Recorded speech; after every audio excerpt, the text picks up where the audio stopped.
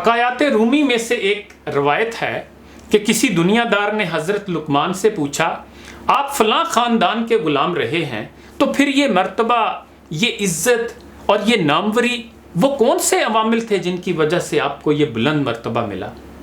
آپ نے فرمایا، راست گوئی، امانت میں خیانت نہ کرنا، ایسی گفتگو اور ایسے عمل سے گریز کرنا جس سے مجھے کچھ حاصل نہیں ہو سکتا، جن چیزوں کو اللہ تعالیٰ نے مجھ پر حرام فرما دیا ہے ان سے قطعی گریز کرنا، لغو باتوں سے پرہیز کرنا، حلال رزق پیٹ میں ڈالنا۔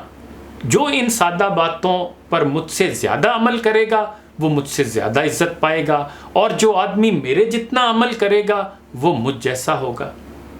رومی کی اس حکایت سے یہ درس ملتا ہے کہ احکامات خداوندی پر عمل کرنے سے دنیا و آخرت میں بلند مرتبہ حاصل ہوتا ہے۔ اقبال نے بھی کہا تھا کہ تقدیر کے پابند نباتات و جمادات، مومن فقط احکام الہی کا ہے پابند۔